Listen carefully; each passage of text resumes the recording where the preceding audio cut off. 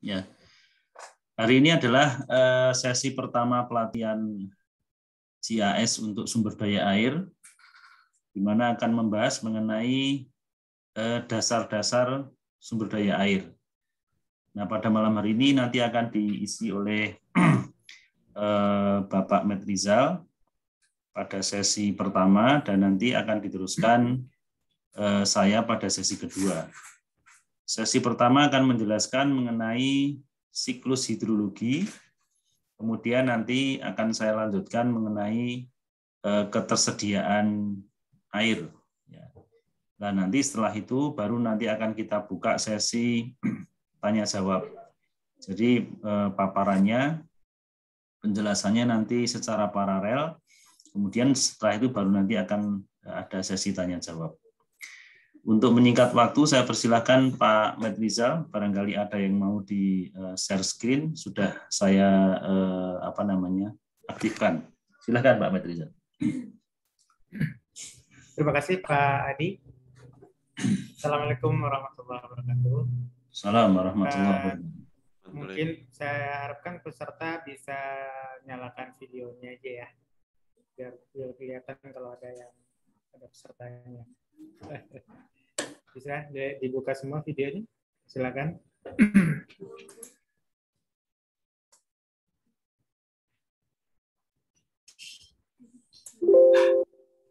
Ya, yang lain silakan dibuka dulu videonya.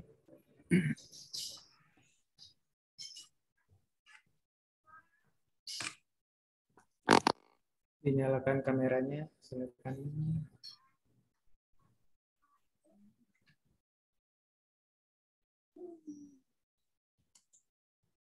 Mas Arul Nuansyah, Mbak Adila Fitri, Mbak Agnes, Mas Edi Susanto,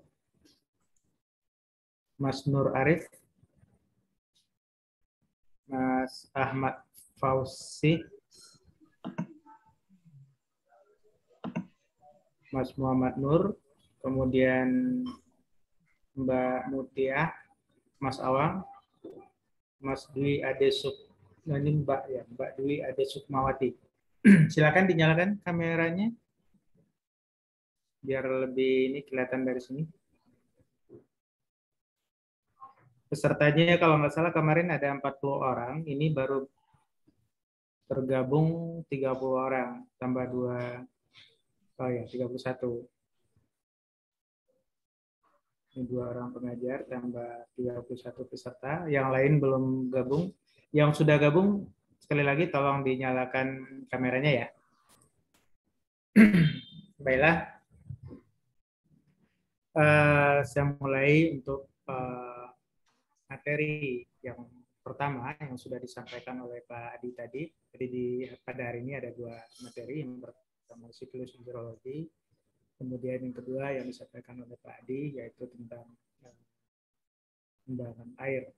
Nah, kalau ini bisa kita mulai saja ya, yang lain biar nanti menyusul untuk masuk gabung.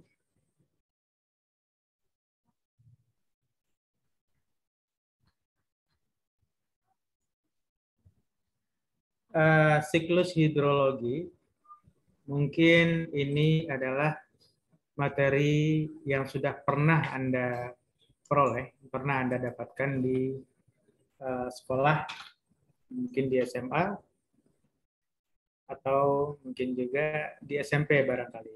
Nah, saya sempat beberapa waktu yang lalu melihat materi sekolah anak saya itu, yang sekolah di SMP, dia sudah mempelajari siklus hidrologi. Barangkali Anda yang kuliah di teknik sipil, Anda juga mempelajari siklus hidrologi kembali. Kemudian yang bukan di teknik sipil, seperti yang kemarin kami dapat informasi bahwa ada peserta yang dari jurusan arsitek dan juga jurusan yang lain, bisa jadi Anda mungkin tidak mendapatkan materi kuliah ini. Nah, sekilas saya akan menyampaikan berkaitan dengan siklus hidrologi, karena ini erat kaitannya dengan sumber daya air yang menjadi materi pada pelatihan kita pada tahapan ini, yang mungkin nanti akan diperdalam lagi. Ini untuk pengenalan saja. Di sini saya sebutkan bahwa air itu adalah kebutuhan dasar makhluk hidup, tidak hanya manusia, termasuk juga hewan, tumbuh-tumbuhan, dan semua makhluk hidup bisa hewan. Bahkan tubuh manusia itu mencapai sampai 70% bahkan lebih itu terdiri dari air yang berupa padatan hanya sebagian kecilnya saja. Kemudian bentuk air itu bisa berubah, tetapi volume dan jumlahnya itu semakin lama itu tidak akan berubah, relatif sama. Jadi dia bisa berbentuk padat, berbentuk cair, berbentuk gas, berbentuk ada yang padat itu berupa es misalnya ya, kemudian gas berupa uap, kemudian cair berupa air. Nah, siklus hidrologi sendiri itu merupakan suatu pergerakan molekul air dari permukaan bumi ke atmosfer dan kembali lagi. Nah, kembali lagi ini bisa berupa hujan, kemudian sebagian dari hujan itu juga akan menguap kembali seperti itu, dan juga sebagian akan jatuh ke tumbuh-tumbuhan, ke daun-daunan, dan pada suatu tertentu dia juga akan menguap kembali, dan sebagian lagi akan jatuh ke areal atau tanah atau permukaan tanah, dan itu akan membentuk suatu kumpulan air dan mengalir ke permukaan dan juga akan mengalir ke dalam tanah.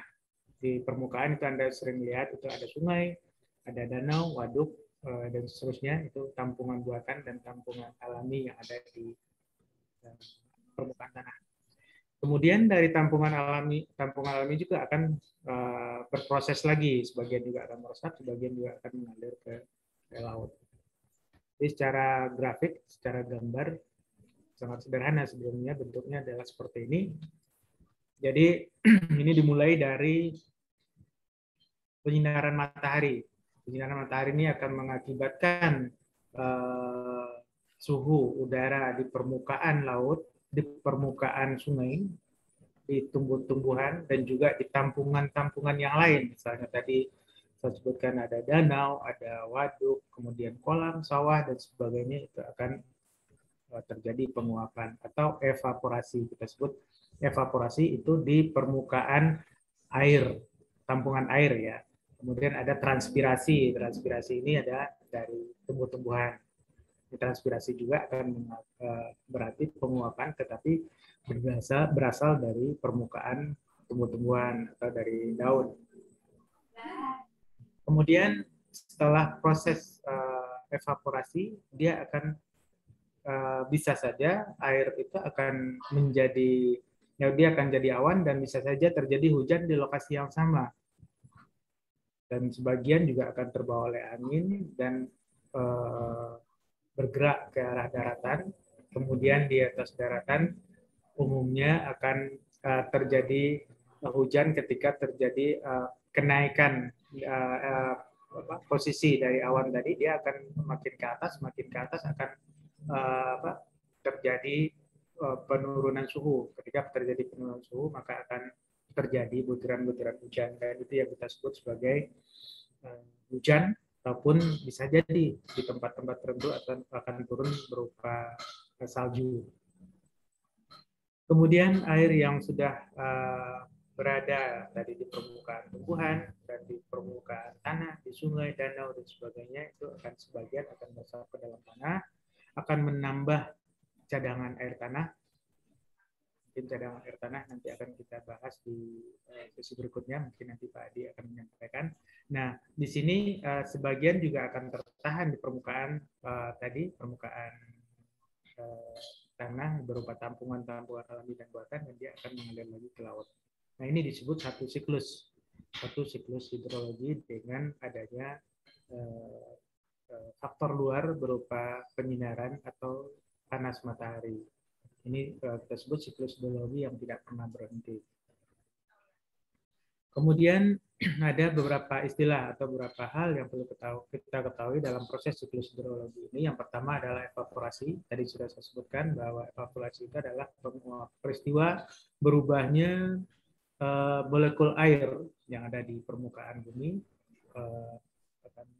karena pengaruh pemanasan dari sinar matahari, dia akan menjadi uap air dan mengumpul menjadi awan. Kemudian transpirasi itu adalah penguapan yang diakibatkan oleh permukaan yang terjadi pada permukaan tumbuhan. Nah, ini akan berpengaruh terhadap jumlah air yang diuapkan tadi. Dari tumbuhan sendiri yang mempengaruhi adalah luas daun, kemudian mulut daun, dan kerapatan tanaman dan sebagainya. Ini juga akan menimbulkan atau mempengaruhi besarnya terjadinya penguapan dari tumbuhan atau transpirasi tadi. Kemudian berikutnya adalah sublimasi. Ini adalah di tahapan ini sinar matahari akan membantu penguapan. Kemudian penguapan pada es tanpa melalui proses pencairan. Hal ini mengakibatkan es yang merupakan bentuk padat dari air akan menguap dan dia akan berubah menjadi awan tanpa proses mencair dulu. Kemudian ada intersepsi. Intersepsi ini adalah air hujan bertahan pada tanaman untuk kemudian terevaporasi kembali ke atmosfer. Ini yang kita sebut sebagai intersepsi. Siklus hidrologi ini memungkinkan air untuk kembali ke atas tergantung dengan kemampuan setiap pohon dari jenis daun, kerapatan daun, dan juga lebar tajuk dan batang. Kemudian kondensasi, ini siklus hidrologi yang merupakan perubahan wujud uap air menjadi titik air di atmosfer sehingga membentuk awan. Proses ini terjadi karena pengaruh rendahnya suhu udara pada ketinggian atmosfer tertentu. Jadi kalau dulu mungkin Anda juga pernah tahu transportasi dari awan tadi, dia akan bergerak karena angin, dia akan naik karena menabrak gunung seperti itu atau bukit, dia akan naik dan suhu udara di sana semakin dingin dan terjadi titik-titik hujan, itu kita sebut sebagai kondensasi.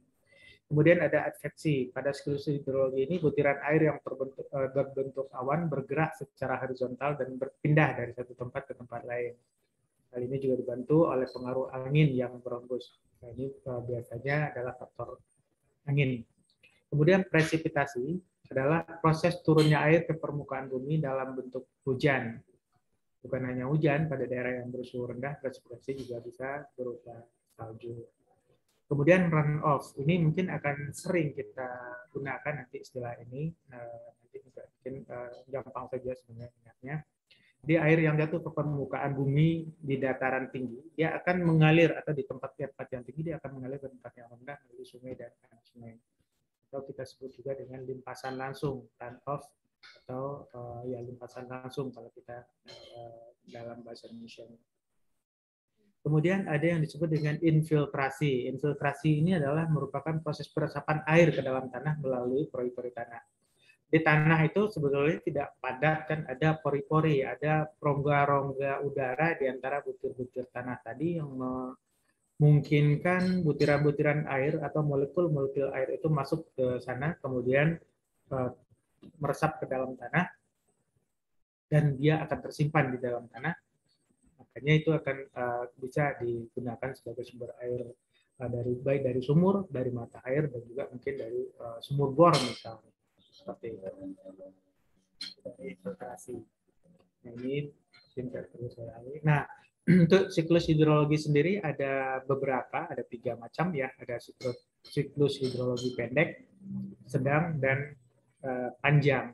Yang pendek ini terjadi apabila terjadi penguapan di permukaan laut, kemudian molekul air tadi berubah menjadi uap dan turun sebagai hujan di daerah laut. Jadi dia menguap, kemudian dalam beberapa waktu yang tidak terlalu lama dia akan berubah lagi menjadi air hujan dan jatuh di sekitar itu kita sebut sebagai siklus hidrologi pendek. Kemudian siklus hidrologi sedang. Nah, pada tahapan ini tahap pertama diantaranya evaporasi atau penguapan dari berbagai air yang ada di badan air kemudian berubah menjadi molekul gas dan uap dan terangkat ke atmosfer bagian atas karena adanya pengaruh dari sinar matahari. Kemudian uap tersebut akan bergerak ke daratan karena adanya pengaruh dari proses adveksi atau karena adanya pengaruh dari angin. Kemudian setelah sampai pada atmosfer daratan, uap ini akan berubah menjadi awan hingga tahap selanjutnya akan terjadi hujan ke bumi. Dan ini dalam waktu yang juga biasanya tidak terlalu lama dan sering terjadi di daerah-daerah yang tidak terlalu jauh dengan pantai atau di pulau-pulau ya, di pulau-pulau bukan di benua ya. Kalau di benua biasanya membutuhkan waktu yang cukup lama untuk transportasi atau perpindahan awan dari permukaan laut sampai ke dari sekitar laut sampai ke daratan benua tadi. Kemudian siklus hidrologi panjang. Nah, ini kelanjutannya dari yang tadi, setelah terjadi penguapan, kemudian juga berubah menjadi molekul gas dan uap, kemudian akan terbawa oleh angin dan terjadi sublimasi atau perubahan menjadi es seperti itu. Nah, dia akan berubah menjadi gletser, mengalir ke permukaan tanah atau di sungai atau di alur-alur tertentu, kemudian dia akan kembali ke laut. Itu kita sebut sebagai siklus hidrologi panjang karena prosesnya lebih lama dan juga lebih panjang dari proses yang pertama dan kedua. Adik-adik peserta pelatihan yang pada kesempatan ini saya juga akan menyampaikan contoh data curah hujan. Ini salah satu data curah hujan yang cukup lengkap data ininya ya, data di atas ini kan ada daerah aliran sungainya, daerah aliran sungai apa. Sini saya contohkan nama pos hujannya, pos hujan Alas Rantau Panjang. Ini berada di Provinsi Bengkulu. Daerah aliran sungainya air alas. Apa itu daerah aliran sungai? Besok kita akan bahas pada sesi kedua pada hari Minggu, insya Allah besok. Kemudian wilayah sungai. Nah, wilayah sungai ini di mana? Ini juga mungkin akan kita bahas besok. Di sini masuk Bengkulu Alas Talo.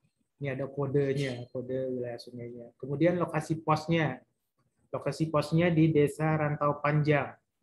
Letak geografis. Nah, ini mungkin nanti akan sangat berhubungan dengan GIS ini nanti ya, karena ada munculkan koordinat di sini. Koordinatnya sekian, lintang selatan dan bujur timur. Nah, plotting ini nanti juga akan Anda lakukan pada tahap GIS nanti sehingga akan diketahui titiknya itu berada di mana titik koordinatnya ini, letak geografis ini. Ini berada di kabupaten dan kecamatan, ini Kabupaten Seluma di Kecamatan Sebidang Alas. Tahun pencatatan tahun 93, kemudian elevasi. Nah, ini juga cukup penting ya, elevasi dari elevasi pos pencatatan tadi 65 meter di atas permukaan laut. Kemudian pemiliknya atau dibangun oleh ini BWS Sumatera 7, Balai Wilayah Sungai Sumatera 7.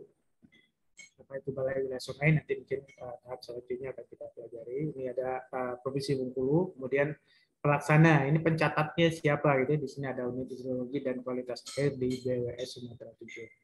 Nah, informasi apa saja yang bisa kita dapatkan di sini? Itu ada tanggal, ini tanggal 1 sampai tanggal 31, ini karena ini bulannya bulan Januari ini kalau saya tahun 2016 tahun pembuatan nih, tahun pemberian ini tahun pencatatan data tahun 2016 ya. Ini bulan Januari sampai tanggal 31, di sini akan kelihatan curah hujannya itu terjadi di hari apa saja. Kemudian di hari kelima, tanggal 5 ini ada hujan 12 mm. Nah, untuk sebagai gambaran saja ya, mungkin kita akan dijelaskan juga oleh Pak Adi dan kita akan dalami lagi besok. Hujan itu kita hitung dengan satuan milimeter. Jadi berapa milimeter hujan terjadi di permukaan bumi atau di wilayah tertentu, maka itu akan kita catat sebagai hujan yang terjadi di wilayah tersebut. Nah, kemudian di bawah sini ada kumulatifnya. Jumlah dalam satu bulan itu ada 179,5 mm. Jumlah hujan hari hujan ada 20 hari. Rata-rata curah hujan 8,98 mm per hari. Maksimum yang terjadi adalah 20 mm. Di bulan Januari, Februari, Maret, April, dan seterusnya. Nah, bulan-bulan kering ini tidak terjadi hujan antara bulan Agustus sampai bulan Desember. Tidak ada pencatatan sama sekali. Nilainya 0. Artinya di situ tidak terjadi hujan. Di gambaran sekilas seperti itu. Kemudian Anda juga pernah mungkin ya melihat di televisi atau mungkin juga di internet ada istilahnya itu ramalan cuaca. Nah di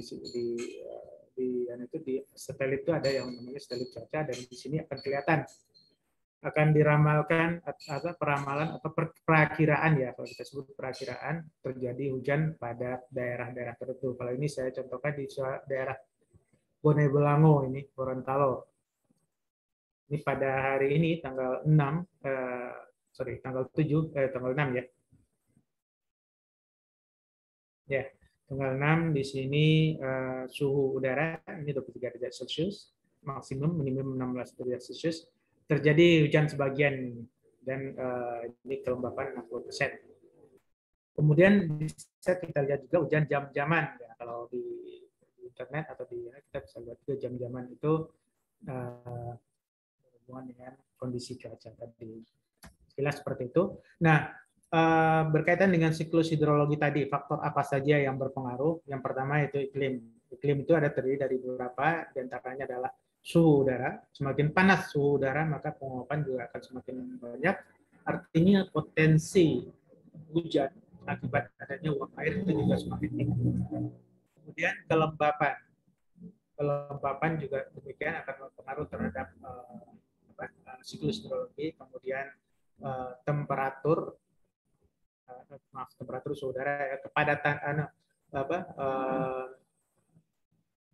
tekanan udara, di mana udara yang tekanannya tinggi biasanya akan berpindah ke daerah yang tekanannya rendah. Artinya terjadi transportasi awan ataupun uap air tadi dari satu tempat ke tempat lain. Itu juga akan mempengaruhi siklus hidrologi.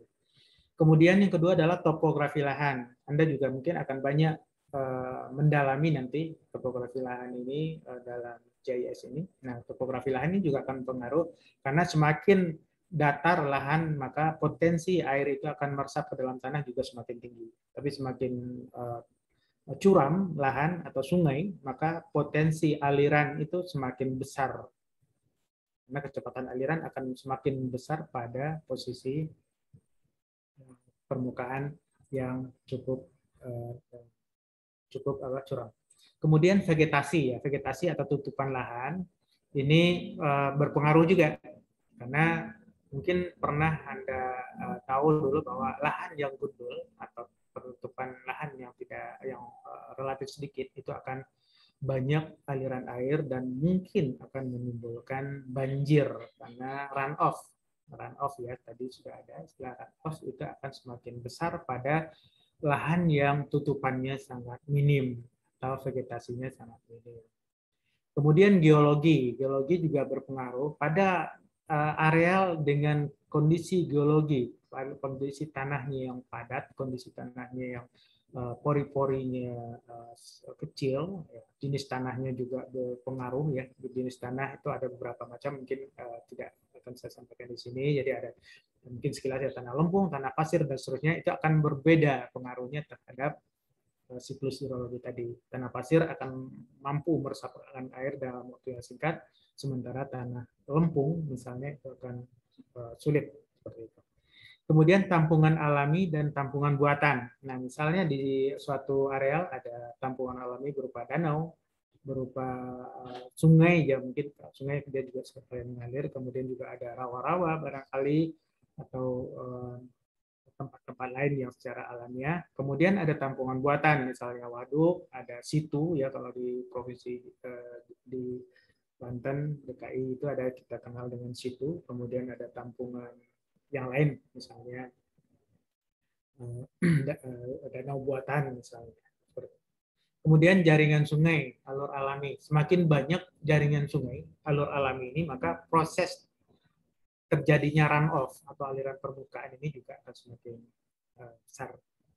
Kemudian faktor-faktor lain mungkin bisa saja itu faktor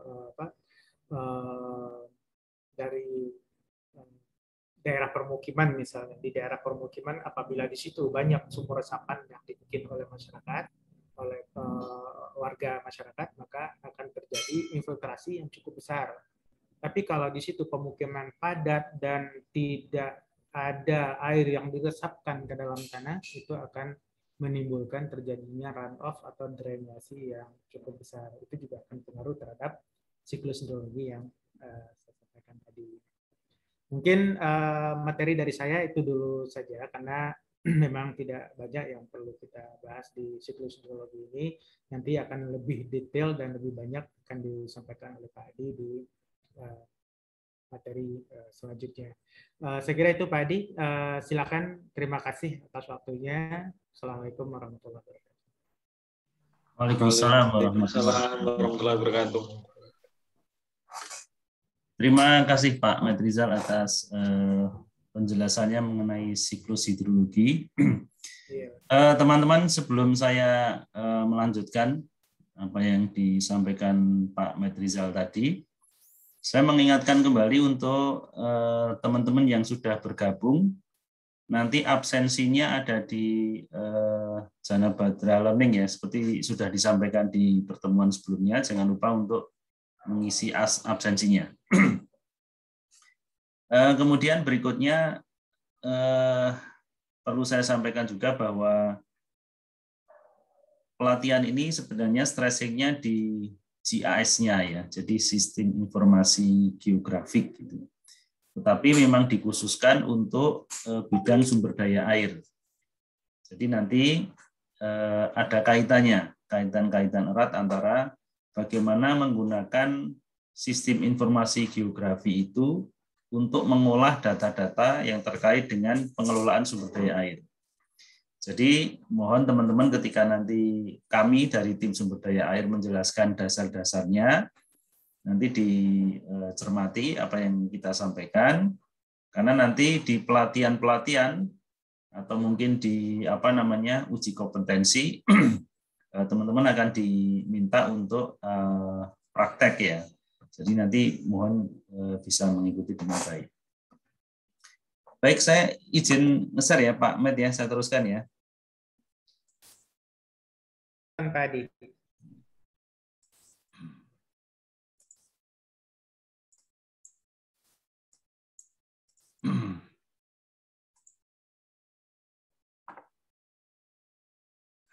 Baik teman-teman, jadi pada kesempatan malam hari ini untuk melanjutkan Pak Medrizal, setelah dijelaskan mengenai siklus sumber daya air, siklus air, maka pada sesi berikutnya akan saya jelaskan mengenai ketersediaan air. Ya. Jadi kalau terkait dengan air, itu ada 3 hal teman-teman. Jadi pertama, ketersediaannya berapa, kemudian nanti kebutuhannya berapa. Nah, kalau sudah mengetahui kebutuhan dan ketersediaan, nanti kita bisa menghitung apakah kondisi di daerah tersebut defisit ataupun surplus, kan gitu ya. Imbangan airnya nanti yang akan kita hitung. Nah, sebelum ke imbangan air, kita akan belajar dulu mengenai ketersediaan air. Saya akan sedikit mengulangi tadi yang disampaikan sama Pak Medrizal karena ini sangat terkait erat. Jadi di siklus hidrologi itu ada air-air yang kita bisa menghitung ketersediaannya. Yang bisa kita hitung nanti sebagai potensi yang bisa kita manfaatkan untuk berbagai kepentingan. Tadi Pak Med sudah menjelaskan ketika sudah menjadi presipitasi atau hujan, maka air itu akan menjadi run-off atau aliran ya, aliran baik di sungai ataupun di danau dan lain sebagainya. Nah, itu yang nanti akan menjadi sumber-sumber air yang bisa kita manfaatkan, termasuk yang meresap ke tanah, perkolasi. Itu juga bisa menjadi sumber air untuk pemenuhan kebutuhan. Ya, jadi nanti fokusnya di air-air tersebut.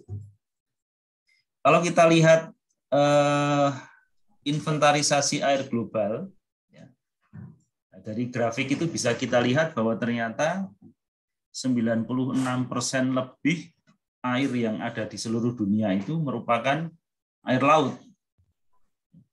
1,75% air tanah, kemudian 1,9 itu es, dan air permukaan itu hanya 0,02%. Jadi sangat kecil, ya sangat kecil. air permukaan itu pun masih dibagi-bagi lagi. Masih dibagi-bagi lagi. Jadi ada danau, kemudian ada yang di atmosfer, ada sungai, ada di tanah, ada di lahan-lahan basah gitu ya, kayak rawa dan lain sebagainya. Yang di sungai itu 1,6 dari 0,02. Jadi memang sangat kecil sekali ya. Sangat kecil air yang bisa kita manfaatkan untuk pemenuhan seluruh kebutuhan manusia. Seluruh kebutuhan manusia di dunia itu ternyata hanya dari sebagian kecil air yang ada di muka bumi. Nah, kalau dari grafik yang mungkin dari bahan yang sudah saya upload, itu kan kita lihat surface fresh water itu hanya 0,01%. Jadi memang sangat kecil. Cuman bagaimana kita memanfaatkan hal yang kecil ini untuk sebesar-besar kemakmuran seluruh umat manusia. Kan PR-nya itu ya, PR-nya itu. Baik, jadi pengembangan sumber daya air itu kita bagi jadi dua. Jadi ada yang terkait dengan pemanfaatan air untuk kepentingan domestik, untuk kepentingan non-domestik atau industri, kemudian untuk kepentingan irigasi, pembangkit listrik, tenaga air, perikanan, peternakan, pemeliharaan sungai, termasuk pemeliharaan sungai. Jadi sungai itu tidak boleh kering, tapi harus selalu ada aliran minimal untuk pemeliharaan sungai, untuk supaya limbahnya lebih encer sehingga bisa dilarutkan dan lain sebagainya.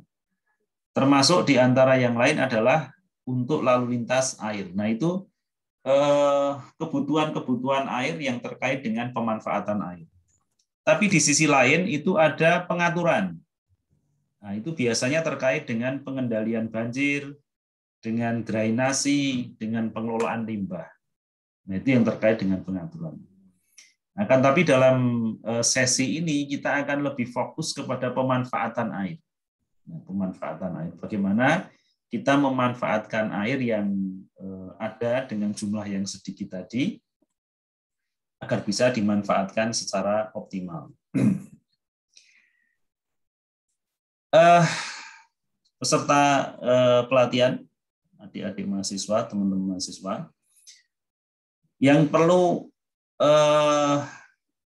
teman-teman ketahui pertama kali adalah satuan wilayah.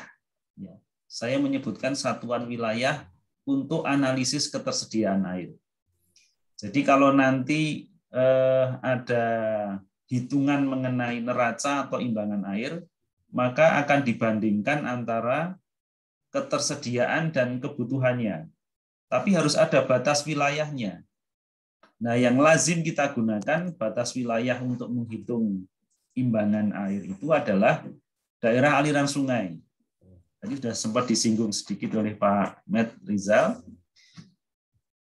Jadi daerah aliran sungai adalah suatu wilayah daratan yang merupakan satu kesatuan dengan sungai dan anak-anak sungainya.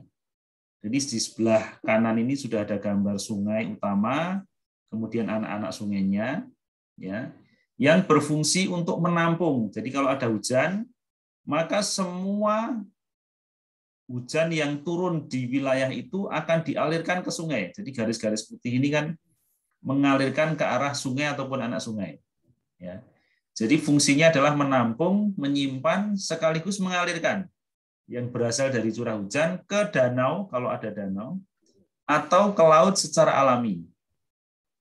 Yang batas di darat maupun pemisah topografis dan batas di laut sampai dengan daerah perairan yang masih terpengaruh oleh aktivitas daratan.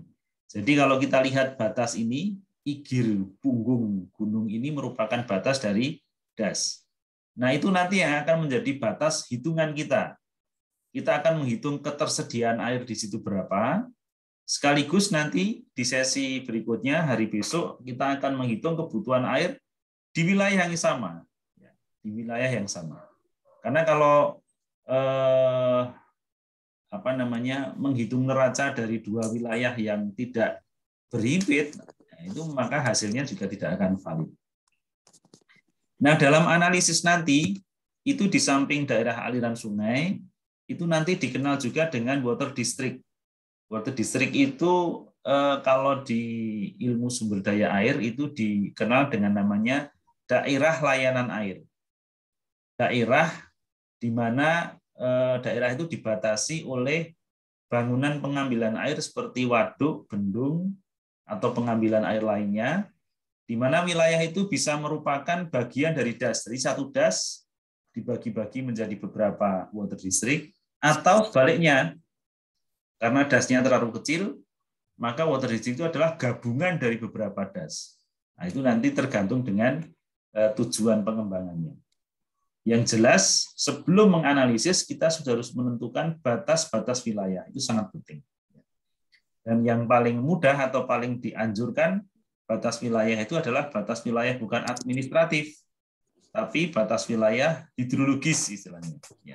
Kalau batas wilayah administrasi itu bisa berdasarkan kecamatan, bisa berdasarkan kabupaten, provinsi, dan lain sebagainya. Tetapi kalau dalam analisis sumber daya air, batas wilayahnya adalah batas wilayah hidrologis. Kita lanjutkan. Dalam penyediaan air nanti, ya ini kan terkait dengan ketersediaan air ya. Dalam penyediaan air nanti ada beberapa prinsip yang harus teman-teman ketahui. Pertama, waktu. Maksudnya apa? Maksudnya air itu diharapkan ada setiap saat. Setiap waktu, setiap saat itu ada. Kan kita kan kalau untuk memenuhi kebutuhan minum sehari-hari itu kan harus ada, selalu ada kan. Jadi dari aspek waktu itu harus terpenuhi. Atau misalnya untuk kepentingan irigasi. Untuk kepentingan irigasi itu mungkin kalau pas panen nggak butuh air, tetapi pas masa tanam itu butuh air banyak. Jadi waktu ini sangat penting untuk menjadi salah satu pertimbangan dalam penyediaan air. Yang kedua apa? Yang kedua adalah ruang. Maksudnya air itu harus ada di ruang yang kita inginkan ya, kita inginkan. Jadi misalnya ada di suatu provinsi, itu kan ada beberapa kawasan-kawasan permukiman, ada kawasan-kawasan industri yang itu tersebar ya. Maka kawasan-kawasan itu yang harus mendapatkan suplai air yang sesuai dengan kebutuhannya. Nah, kadang-kadang kalau kita lihat suatu das misalnya, ya, itu ada kelebihan air di daerah hilir, tetapi ada kekurangan air di daerah hulu. Maka kelebihan air di bawah itu tidak serta-merta bisa mensuplai untuk yang di atas. Nah, ini kan jadi masalah. Jadi misalnya untuk Sungai Progo, itu kan sampai Jogja, padahal hulunya ada di Temanggung. Nah, kelebihan air yang ada di Jogja itu tidak secara otomatis bisa langsung kita kirim ke Temanggung, karena jaraknya jauh, elevasinya juga jauh. Jadi penyediaan air itu sekali lagi harus memperhatikan faktor ruang. Ya, artinya harus mencakup semua lokasi yang membutuhkannya. Nah, yang berikutnya itu jumlah. Ya. Waktunya terpenuhi secara kontinu, ruangnya bisa terpenuhi, tapi jumlahnya kurang. Nah, itu kan juga tidak memenuhi prinsip penyediaan air. Jadi jumlah debitnya harus sesuai dengan kebutuhan. Yang berikutnya adalah mutu, kualitas. Jumlahnya cukup, tapi kualitasnya jelek, ya sama saja nggak bisa diminum, sama saja nggak bisa dimanfaatkan. Ya, jadi kalau menyediakan air harus memenuhi aspek waktu, aspek ruang, aspek jumlah sekaligus kualitas. Ini kalau di sumber daya air itu sering kita buat singkatan warung jamu. Waktu, ruang, jumlah, dan mutu. Itu kan untuk ingat-ingat mudah. Prinsip penyediaan sumber daya itu apa? Warung jamu. Itu lebih mudah untuk mengingatnya. Saya lanjutkan, teman-teman yang saya hormati. Jadi ini Yang terpenting untuk menghitung ketersediaan air itu adalah data. Data sumber daya air. Nah, data itu kita peroleh dari apa? Yang pertama adalah data debit sungai. Data debit sungai ini ada beberapa macam. Ya, ada data jam-jaman, ada data harian. Ya, ada jam-jaman, ada harian. Mungkin turunannya ada tengah bulanan, ada bulanan, itu nanti macam-macam tergantung dengan kepentingan. Nah, data debit sungai ini biasanya secara umum ada dua macam. Jadi yang pertama adalah catatan tinggi muka air di bendung. Jadi di bendung itu ada skala, ya, skala meter gitu. Kemudian setiap jam-jam tertentu dicatat tinggi muka airnya setiap hari.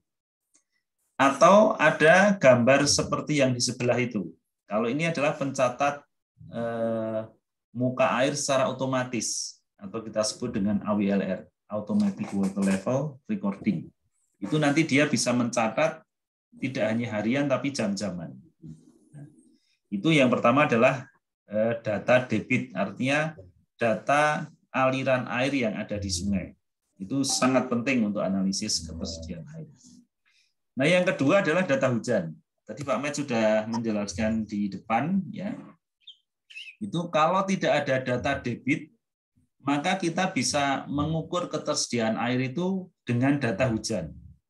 Nanti kita transformasi, kita hitung, kita analisis, kita jadikan menjadi data debit. Ya, itu juga datanya seperti tadi, itu harian. Ya. Tapi ada yang jam-jaman. Nah, data jam-jaman ini biasanya kita gunakan untuk kepentingan banjir, perhitungan banjir. Tetapi kalau untuk kepentingan ketersediaan air, itu cukup data-data harian. Sebagaimana alat untuk mencatat debit, ya, untuk pencatatan hujan itu juga ada yang manual, juga ada yang otomatis. Ada kriteria data yang harus dipenuhi untuk analisis lebih lanjut. Yang pertama, data itu harus panjang. Jadi kalau tadi yang disampaikan Pak Med contohnya itu paling tidak datanya lebih dari 10 tahun. Ya, itu baru bisa digunakan. Itu pun harus kontinu. Ya, jadi misalnya kita ambil data mulai tahun 2010 sampai 2020 misalnya, maka tidak boleh ada data-data yang kosong, bulan-bulan yang kosong. Nah, itu data semakin kontinu, semakin lengkap, maka akan semakin baik hasilnya. Kemudian yang berikutnya, tidak hanya satu stasiun hujan atau stasiun pengukurannya, tetapi banyak stasiun. Dan itu tersebar secara merata dan bisa mewakili daerah-daerah yang memang berbeda curah hujannya. Nah, itu terkait dengan data. Yang intinya, data ini sangat penting untuk penghitungan ketersediaan air ke depan. Nah, sumber-sumber air itu ada dari mana saja? Tadi di awal sudah saya singgung, ya. Yang pertama tentunya air hujan. Air hujan bisa langsung ditampung kemudian menjadi sumber air. Yang kedua adalah air permukaan. Itu bisa sungai, bisa danau, bisa itu kalau yang alam, kalau yang buatan bisa waduk dan lain sebagainya. Yang ketiga adalah air tanah, ya, air tanah. Itu nanti kita bisa ambil melalui sumur bor atau sumur biasa, itu air tanah. Nah, yang berikutnya adalah sungai bawah tanah. Nah, ini berbeda ya antara sungai bawah tanah dengan air tanah. Ini sama-sama air yang ada di bawah tanah, tetapi beda. Kalau sungai bawah tanah benar-benar sungai, jadi ada ruang seperti sungai, tetapi dia berada di bawah tanah, seperti banyak di Gunung Kidul, ya. Nah, kita menginjak ke perhitungan, ya, perhitungan. Jadi ketersediaan air itu adalah jumlah air, ya, atau saya sebut debit, ya. Debit itu volume per waktu, biasanya volume per waktu. Kita biasanya menggunakan meter kubik per detik. Jadi jumlah air yang diperkirakan terus-menerus ada di suatu lokasi, baik itu bendung atau bangunan air lainnya, di sungai dengan jumlah tertentu dan dalam jangka waktu atau periode tertentu. Itu ketersediaan air, definisinya kira-kira seperti itu. Nah, kemudian ada nanti kita mengenal namanya debit andalan, teman-teman. Ini mohon difahami ya, debit andalan. Debit andalan itu adalah debit minimum sungai dengan besaran tertentu yang mempunyai kemungkinan terpenuhi yang dapat digunakan untuk berbagai keperluan. Jadi singkatnya gini, kalau kita ingin menyediakan air untuk kepentingan irigasi dengan debit jumlah tertentu, itu maka kita harus menghitung kira-kira berapa persen kemungkinan debit itu akan terpenuhi. Itu yang terpenting.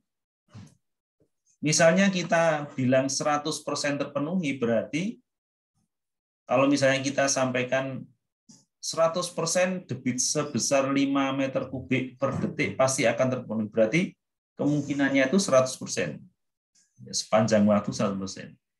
Tapi kalau 90% berarti tingkat kegagalannya 10%. Tingkat keberhasilannya 90%. Nah, sehingga debit andalan itu biasanya dinyatakan dengan prosentase. Ya. Dengan prosentase. Jadi misalnya gini, ini ada saya kasih contoh ya. Misalnya debit andalan 3 meter kubik per detik. Ya, 3 meter kubik per detik untuk irigasi, berarti 80%. Sehingga bisa kita katakan seperti ini, kemungkinan terjadinya debit sebesar 3 meter kubik per detik atau lebih. Ya. Jadi kemungkinan atau probabilitas terjadinya debit sebesar 3 kubik per detik atau lebih adalah 80%. Cukup tinggi. 80% cukup tinggi. Ya. Atau dengan kata lain, 20% kejadian debit kurang dari 3 kubik per detik. Ya, bisa 2, bisa 1, atau bisa nggak ada aliran. Ya. Tetapi kalau kita mengatakan 80%, maka kemungkinan terpenuhi 3 kubik atau lebih itu punya probabilitas 80%. Nah, kira-kira gitu ya. Jadi nanti yang akan kita gunakan lebih lanjut untuk menyatakan ketersediaan air itu adalah debit andalan. Nah, analisis ketersediaan air itu ada beberapa cara, teman-teman ya. Jadi yang pertama itu dengan debit andalan berdasarkan data debit. Ada yang diturunkan berdasarkan data hujan. Kemudian ada yang berdasarkan data debit bulanan. Nah, ini coba kita satu persatu ya. Lihat satu persatu. Yang pertama, debit andalan berdasarkan data debit. Nah, ini adalah contoh catatan tinggi muka air di salah satu bendung. Tinggi muka air setiap hari ya dalam di satu bendung ya. Jadi ini tanggal 1 sampai 31, ini bulan Januari, Februari dan seterusnya. Ya, ini catatannya semacam ini. Jadi misalnya Januari tanggal 1 itu tinggi muka airnya 1,2. Nah, di bendung itu nanti ada grafik kurva lengkung bendung gitu ya. Yang itu menunjukkan tinggi muka air dan debit. Kalau tinggi muka air segini, debitnya segini. Kalau tinggi muka air segini, debitnya segini. Itu sudah ada grafiknya. Nah, nanti kita tinggal mengkonversi saja, mengkonversi tinggi muka air itu ke debit.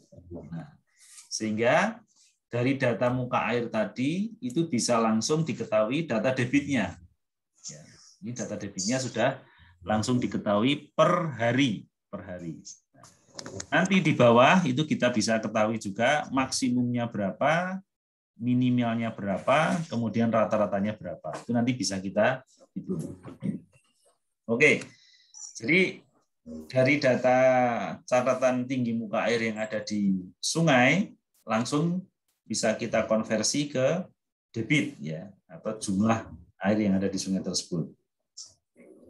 Nah, kemudian kalau kita tampilkan dalam bentuk grafik catatan hasil pengukuran tadi, ya, itu fluktuasinya bisa dilihat di grafik ini. Jadi bulan Januari di angka sekitar 10 lebih ya, kemudian naik di 2 mingguan kedua, kemudian turun lagi naik, kemudian mendekati bulan Juni, Juli, Agustus, September turun, ya paling rendah di bulan September akhir atau Oktober awal, kemudian naik lagi. Ini musim hujan lagi. Nah, ini fluktuasi yang ada di Bendung Badran. Ini salah satu catatan muka air di Bendung Badran itu adalah seperti pada gambar ini. Sehingga kita bisa melihat nanti, bisa memperkirakan kalau ada orang yang ingin merencanakan pemenuhan kebutuhan irigasi, nanti bisa diketahui air seberapa yang bisa diambil dari bendung tersebut. Nah, data tadi nanti kita urutkan, teman-teman. Kita urutkan dari debit yang paling tinggi sampai dengan debit yang paling rendah, kemudian kita grafikan, ya, sehingga bentuknya akan seperti pada gambar ini. Nah, nanti kalau kita lihat di sini prosentasenya, ya, kalau kita mau ngambil debit yang 80%, maka tinggal melihat 80% kita tarik ke atas, kemudian kita tarik ke kiri. Nah, garis titik itu adalah besar debit 80%. Demikian juga dengan 90%. Kita tarik ke atas, kita tarik ke kiri. Nah, debit itu adalah debit dengan andalan 90%.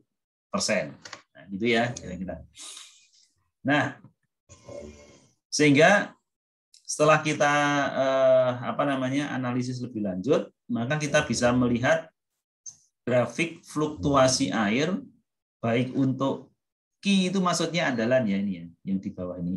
Jadi yang warna biru itu adalah andalan 90%, kemudian yang merah itu andalan 80%, kemudian yang abu-abu itu adalah debit andalan rata atau 50%. Jadi semakin kecil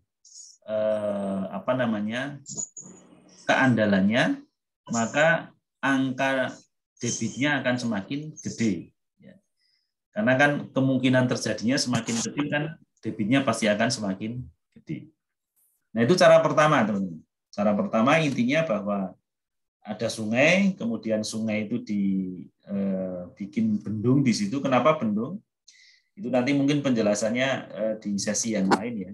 Intinya bahwa di bendung itu akan terjadi aliran superkritis, ya, sehingga debit itu bisa langsung dihitung dengan akar 2GH, jadi lebih mudah. Nah, yang kedua itu dengan cara menurunkan berdasarkan data hujan. Jadi misalnya ini tadi ada data hujan, kita punya catatan data hujan dan data debit, tetapi data debitnya tidak begitu lengkap gitu ya. Nah, ini data hujannya, kemudian data debit misalnya tahun 93 ya, 93 kita lihat data debitnya. Nah, kemudian kita buat grafik hubungan antara data hujan dan data debit di tahun dan bulan yang sama. Sehingga bisa dilihat di grafik di samping. Nah, ini nanti bisa kita lihat regresinya, kita lihat dikeluarkan rumusnya. Dari rumus itu nanti bisa kita hitung debitnya. Ya, jadi data hujan ini berdasarkan rumus yang ada di grafik, nanti langsung bisa dihitung bagaimana atau fluktuasi debitnya. Jadi bisa dilihat di samping. Nah, ini kita bisa membandingkan, teman-teman. Kalau yang biru, ya ini grafik ini, yang biru itu adalah hasil pengukuran. Ya, jadi seperti yang ini. Ini kita plotkan di sini hasil pengukurannya itu grafik fluktuasinya biru. Ya. Kalau yang merah ini adalah hasil perhitungan. Berdasarkan apa? Berdasarkan regresi, persamaan regresi tadi. Nah, kalau kita lihat ini fluktuasinya masih relatif sama ya, relatif sama. Sekalipun tidak berhimpit bersih, tapi polanya masih sama. Sehingga data ini masih bisa kita gunakan. Nah, itu kedua. Nah, sama. Jadi setiap kita menghitung ketersediaan air, maka pasti akan ditanyakan andalan Q 90%, kemudian andalan 80%, dan Q rata-ratanya. Nah, 90% yang paling bawah, yang 80% yang atasnya, kemudian yang rata-rata yang warna biru. Nah, fluktuasinya seperti itu. Nah, kalau teman-teman mau untuk kepentingan air irigasi, maka yang digunakan adalah yang tengah, yang 80%. Kalau teman-teman mau menghitung pengambilan air untuk kepentingan air minum, maka yang diambil adalah yang paling bawah. Artinya kalau mau mengambil tidak boleh lebih dari garis ini, ya, harus lebih bawah, harus lebih bawah. Kenapa? Karena harus ada sisa air yang tetap dialirkan ke sungai untuk pemeliharaan sungai. Kira-kira gitu ya. Nah, kemudian yang terakhir itu berdasarkan data bisa bulanan, bisa satuan, bisa tahunan. Ya. Ini nanti dilihat setelah disusun datanya, kemudian diurutkan berdasarkan nomor urut. Ya. Kemudian debitnya diurutkan dari yang tertinggi sampai yang terendah. Kemudian prosentasenya ini adalah nomor dibagi jumlah data. Kalau pengen yang 80% berarti sekitar sini ya, di tahun 90, kita lihat data 90. Nah, itu nanti akan ketemu debitnya seperti gambar di samping ini.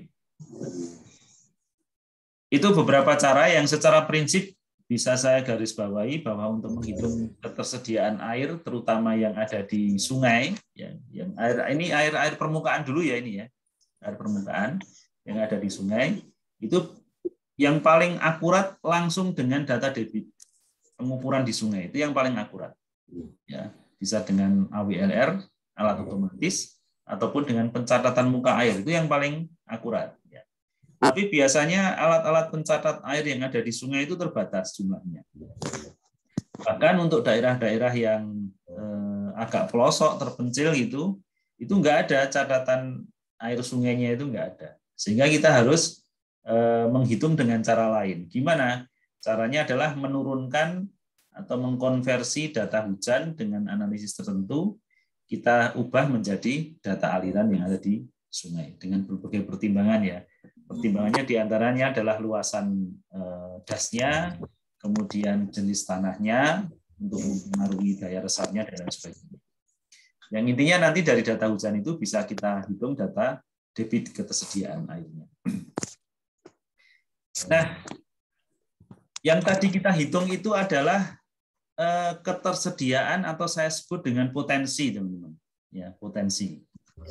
Jadi kalau ini misalnya ada sungai, ya ini sungai, ya. Kemudian ini ada bendung untuk ngambil air, kemudian dialirkan ke sawah-sawah. Nah, yang ada di sungai ini adalah potensi.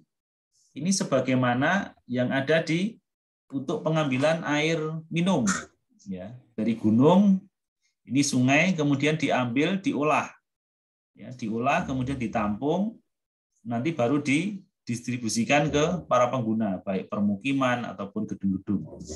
Nah, baik pengambilan untuk keperluan domestik ataupun untuk kepentingan irigasi, yang perlu teman-teman perhatikan adalah yang ini, yang sebelum diambil. Yang sebelum diambil ini namanya potensi. Potensi. Artinya air yang ada di sungai itu namanya potensi. Tapi kalau nggak diambil kan namanya belum bisa menjadi supply atau belum bisa kita manfaatkan. Nah, supaya kita bisa manfaatkan kan kita butuh sarana. Ya. Jadi di sini kan prasarananya adalah sarana prasarana atau sarprasnya adalah bendung. Ya, untuk yang di sini sarprasnya adalah WTP atau intake kemudian masuk ke WTP. Jadi intake building ini bangunan pengambilan airnya, WTP ini adalah water treatment plant atau pengolahannya.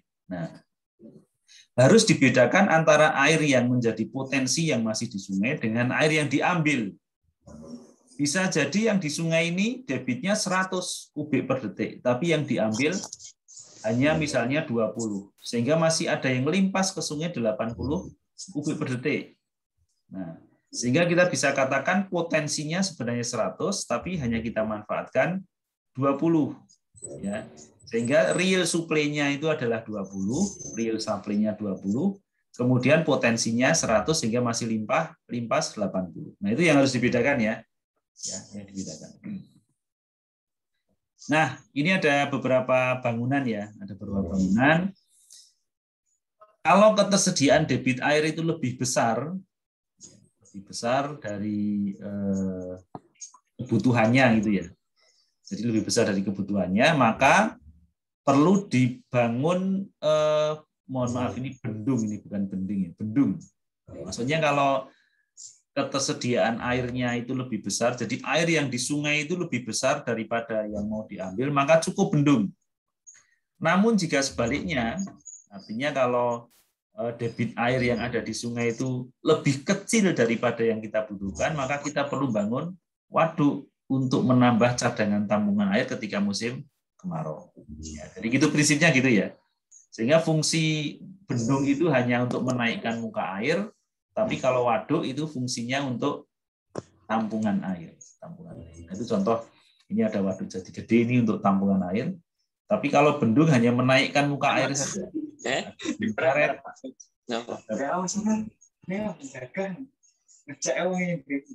Mohon di mute Mas. Yang di mute semua. Nah, ini ada bendung karet, ada bendung gerak, kemudian ada bendung tetap. Jadi ada beberapa macam bendung untuk menaikkan muka air ya.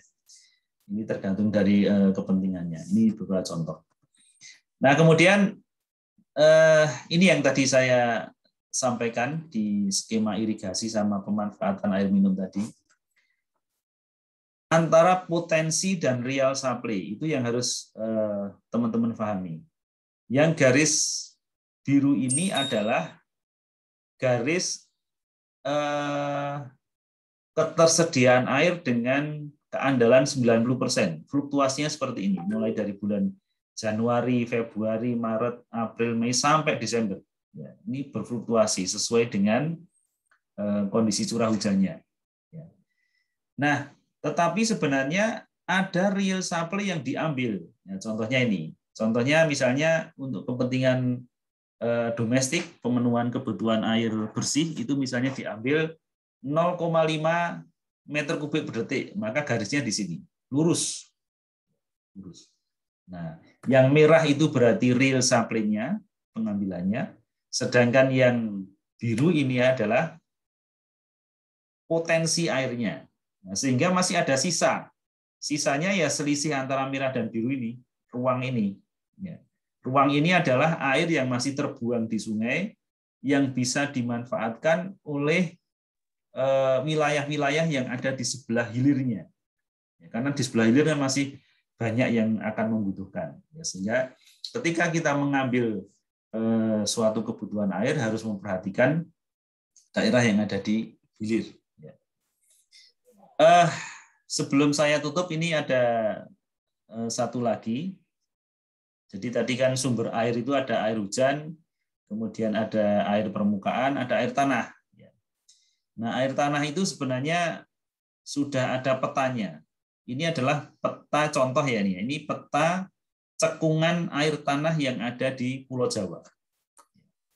Warna-warni ini adalah semacam mangkok tapi ada di dalam tanah. Ini wilayahnya dibatasi sesuai dengan warnanya. Kalau yang putih, daerah-daerah putih, ya, ini misalnya di daerah Blora ya, sini nih ya, Blora, kemudian di sini di daerah apa namanya Pegunungan Menoreh ke barat itu ya, kemudian di daerah Cilacap ke utara, kemudian mungkin di daerah Tegal ke selatan ya. Ini ada daerah-daerah yang warnanya putih. Itu maksudnya daerah itu tidak mempunyai cekungan air tanah. Ya. Jadi memang kalau ada air meresap itu langsung hilang, ya, karena dia tidak punya cekungan. Sementara kalau yang lain yang berwarna-warni ini adalah daerah-daerah yang punya cekungan air tanah. Jadi dia punya semacam wadah atau mangkok tapi di dalam tanah. Itu tulisannya terlalu kecil, tapi sebenarnya di situ ada informasi mengenai potensi air tanah yang ada di masing-masing daerah tersebut. Biasanya satuannya meter kubik per tahun, juta meter kubik per tahun.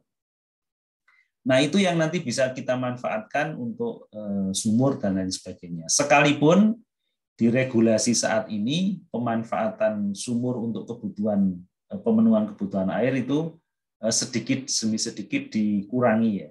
Jadi orang lebih dianjurkan untuk memanfaatkan air permukaan. Karena kalau banyak menggunakan air tanah, maka bisa menyebabkan pencemaran dan penurunan muka tanah. Nah, ini contoh ya, ini tadi kalau itu air tanah, kalau ini beberapa potensi sungai bawah tanah kalau ini. Ini kan contohnya di Gua Pindul, kemudian di Baron yang di bagian kanan itu ya, kalau kita menghadap ke pantai itu ada muara sungai bawah tanah. Kemudian ini ada yang di Bribin, ini malah sudah dibangun bendung di bawah tanah ya.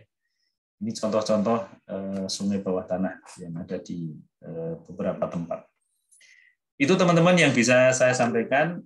Sekali lagi bahwa ketersediaan air ini adalah cara bagaimana kita menghitung seberapa besar air yang ada di masing-masing satuan wilayah tadi. Kalau kita menggunakan satuan wilayahnya DAS, ya berarti ketersediaan air di DAS tersebut. Kalau kita menggunakan water district, ya berarti ketersediaan air di masing-masing water district tersebut. Nah, tinggal besok kita belajar berapa banyak kebutuhan air di masing-masing satuan wilayah itu. Setelah itu nanti kita bisa gunakan untuk menghitung kalau defisit itu defisitnya seberapa besar, kalau masih surplus atau lebih itu kelebihannya berapa banyak. Nah, itu yang nanti bisa kita gunakan untuk memproyeksikan ke depan. Ya, langkah-langkah kita kalau kekurangan itu bagaimana caranya, nanti kalau ada surplus, itu dimanfaatkan untuk apa. Nah, itu nanti akan kita ajarkan di sesi besok. Ya. Saya kira itu teman-teman yang bisa saya sampaikan, menyambung tadi paparan dari Pak Medrizal. Setelah ini kita akan buka sesi tanya-jawab. Ya, tanya jawab. Saya buka dulu mungkin 3 atau 5 pertanyaan Pak Med. 5 ya mungkin. Ya boleh Pak, silakan. Ya, mungkin 5 pertanyaan dulu. Silahkan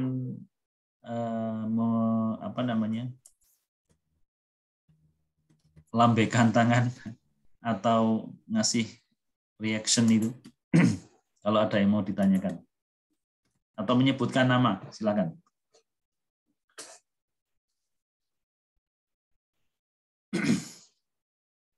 Sebelumnya mungkin peserta yang belum mengaktifkan kameranya, silakan diaktifkan ya.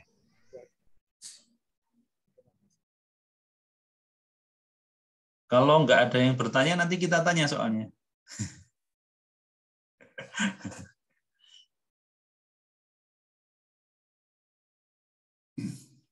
Saya kira kan yang kita sampaikan bukan hal yang baru sekali ya, kan mesti sudah sedikit banyak sudah pernah disampaikan. Ya mungkin bagi yang kuliahnya di teknik sipil, saya kira sudah ini Pak Adi ya dasar-dasar ini mungkin mereka sudah mendapatkan. Yang bukan teknik sipil saya kira juga secara umum mungkin bisa difahami harapannya seperti itu, walaupun mungkin tidak terlalu detail ya Pak Adi ya. Ya. Karena kan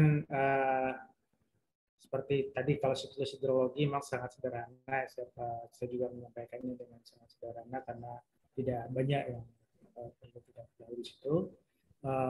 Untuk yang ketersediaan air ini yang tadi disampaikan Pak Adi, barangkali mungkin sebagian dari peserta ini mungkin berupa hal baru ya Pak Adi ya.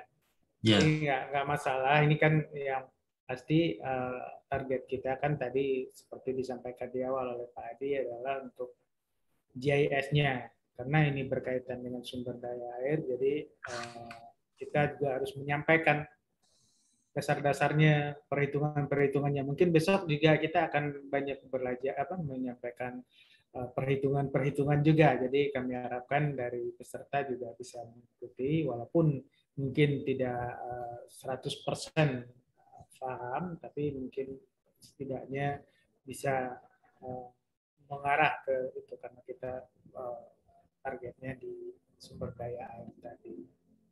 Jadi silakan, mungkin ada yang kurang jelas atau barangkali ada mungkin ingin mendapatkan penjelasan lebih detail dari Pak Adi atau mungkin juga dari saya tadi berkaitan dengan materi.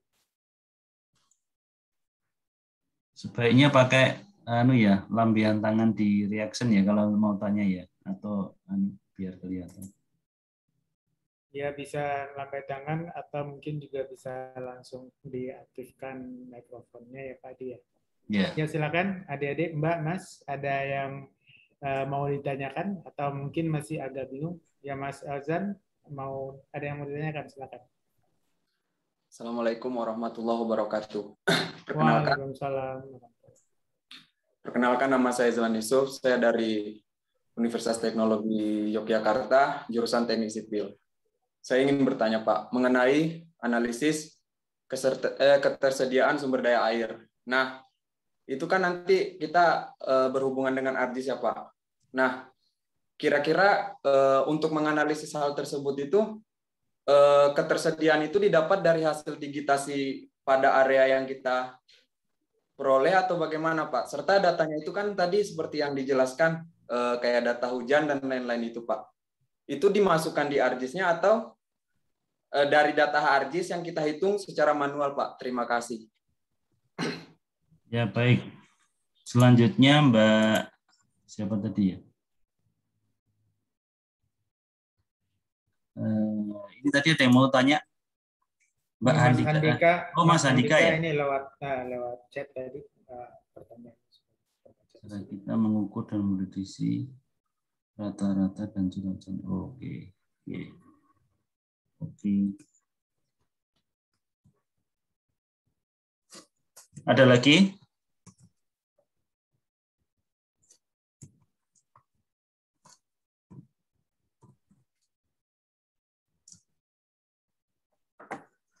Baik, mungkin sambil menunggu yang lain, saya coba menjelaskan ya.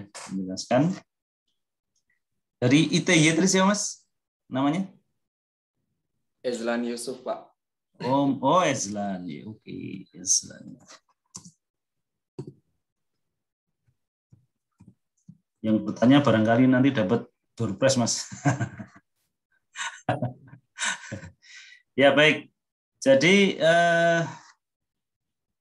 sejauh pengalaman kami dalam menggunakan GIS, ya, ini bukan berarti kemudian data hujan itu kita masukkan ke GIS kemudian dianalisis di situ, bukan. Tetapi data tetap dianalisis di luar.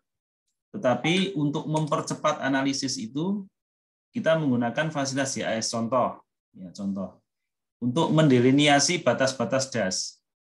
Itu kalau pakai manual kan kesulitan kita ya. Tapi begitu kita punya, sekarang kan peta DEM itu kan bisa diakses secara bebas ya.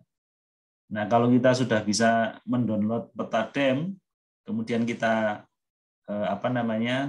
lakukan analisis di situ, maka langsung bisa dideliniasi batas-batas dasnya berdasarkan DEM yang ada itu. Nah, fungsi dari GIS untuk mendukung analisis sumber daya air itu di situ. Ya.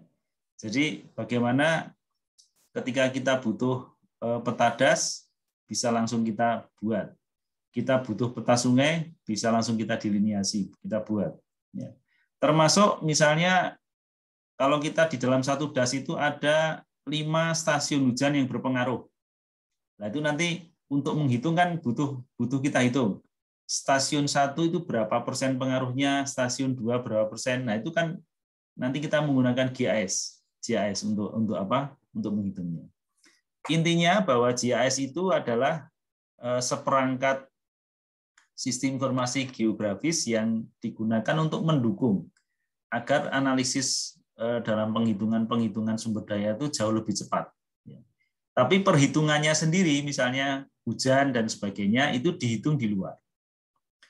Kecuali ada beberapa hal, Mas Izlan.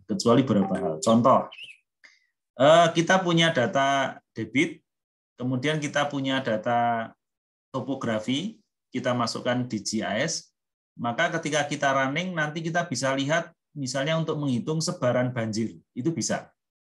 Ya. Sebaran banjir. Jadi misalnya di suatu daerah kita tahu peta topografinya, kemudian kita tahu debitnya, ya. Nanti kita bisa langsung mengetahui kalau terjadi banjir di daerah itu, maka sebaran banjirnya seperti apa. Itu bisa. Ya. Tapi kalau yang tadi ketersediaan air itu tetap perhitungannya di luar. Ya, misalnya kita menggunakan Excel atau mungkin ada aplikasi yang lain ya. Tetapi untuk mendukung itu kan kita perlu luasan dasnya berapa, kemudian pengaruh stasiun hujannya berapa di polygon Thyssen-nya. Itu kan semuanya nanti dengan GIS. Gitu Mas Izlan. Baik Pak, terima kasih Pak. Ya. Kemudian yang kedua Mas Handika ya. Ini dari mana Mas Handika? Dari UTY Pak. UTY juga. Temennya ya? Ya. Bagaimana cara kita untuk mengukur prediksi rata-rata hujan per tahunnya? Ya. Jadi seperti tadi yang dicontohkan Pak Metrizal, hujan itu ada yang hujan yang lazim itu hujan harian ya Pak Metrizal. Jadi harian. Jadi satu hari itu curah hujannya berapa milimeter. Satu hari itu berapa milimeter. Seperti tadi yang di datanya Pak Metrizal itu kan ada yang 12 mili, ada yang 5 mili, ada yang 0. Kalau 0 itu berarti nggak ada hujan kan hari itu. Ya. Nah, nanti itu dalam 1 bulan. Nanti 1 bulan itu di jumlah total. Ya.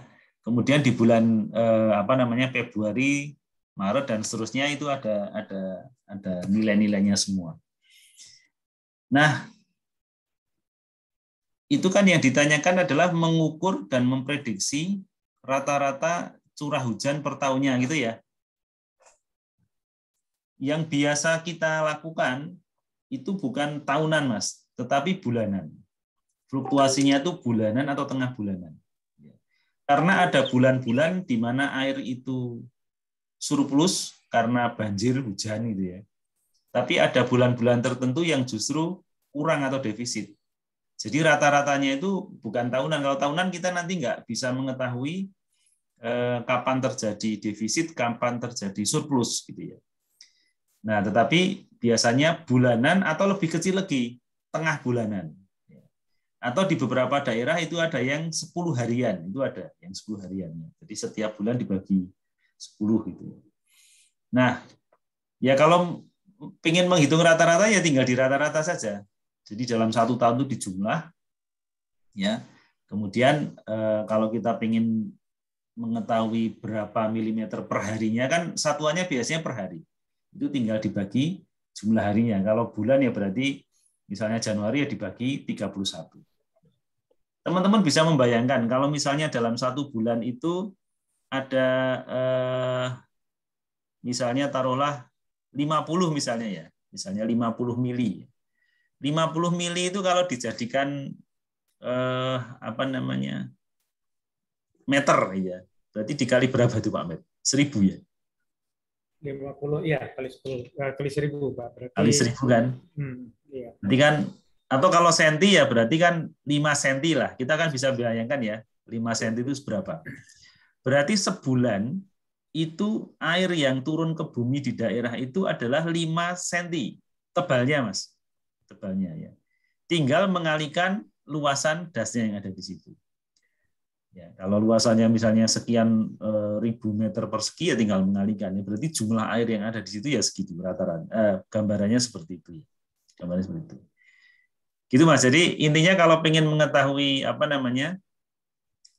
rata-ratanya ya tinggal dijumlah kemudian dibagi jumlah hari di masing-masing bulan atau di masing-masing tengah bulannya. Itu kalau tahun nanti kita tidak ya bisa misalnya rata-rata untuk dalam 1 tahun itu segini atau jumlah ya. Kalau tahun biasanya jumlah. Misalnya 2.200 mm per tahun itu bisa. Tapi jumlah dalam 1 tahun.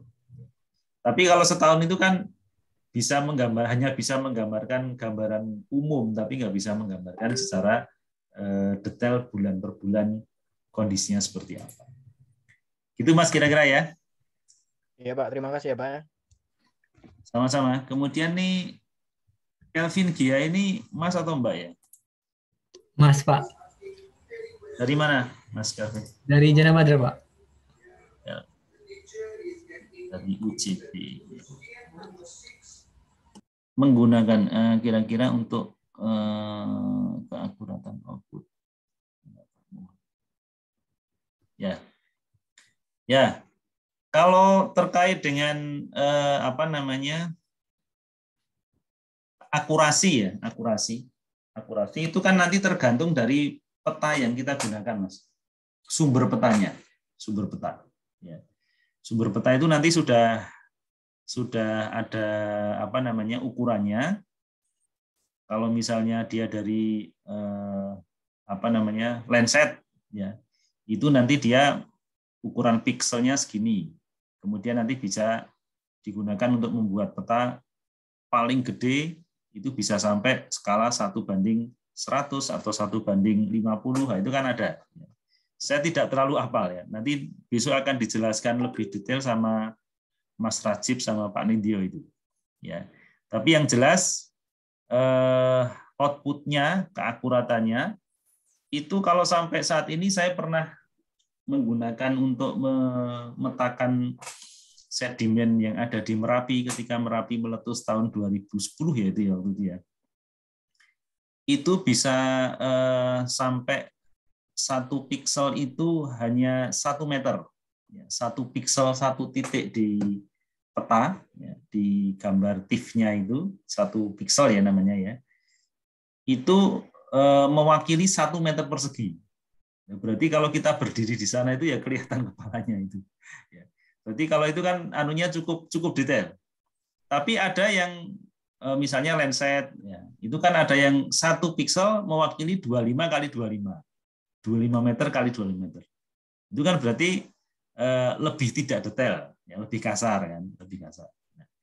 Nah, intinya bahwa output itu tergantung sumber petanya nanti. Sumber peta yang kita gunakan. Semakin bagus resolusinya, maka outputnya pasti akan semakin baik. Itu Mas. Baik Pak, terima kasih Pak. Mas Arief Cahyadi dari mana? Dari Universitas Jana Badra. UJB. Sebentar saya catat ya. Mungkin bisa saya tanggapi yang ini Pak Hadi ya. Oh iya, silakan Pak Med. Ya, saya tak nulis. Mas Arief, ini pertanyaannya, berapa tahun data hujan yang diperlukan agar hasil analisis yang diperoleh bisa akurat? Dan apakah kita dapat mengunduh data hujan secara online?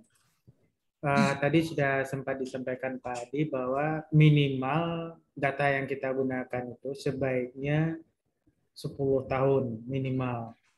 Dan itu juga harus lengkap, jangan sampai ada data yang kosong. Karena di beberapa lokasi ya kita lihat kadang-kadang alatnya itu rusak, sekian bulan rusak, datanya kosong, tidak ada datanya, itu tidak akan mencapai akurasi yang tinggi. Atau barangkali alatnya dipindah misalnya, masih di satu kabupaten atau di satu wilayah tersebut, tapi sudah tidak di tempat itu lagi. Itu juga akan menyulitkan nanti apabila kita melakukan analisis, walaupun datanya lengkap. Ya. Kemudian tadi juga disebutkan untuk satu daerah aliran sungai yang cukup luas, baiknya kita menggunakan beberapa data curah hujan dengan rentang waktu yang minimal 10 tahun tadi, dan itu lengkap gitu. Artinya kita bisa membuat rata-rata. Bagaimana merata-ratakannya mungkin di lain kesempatan kita akan sampaikan.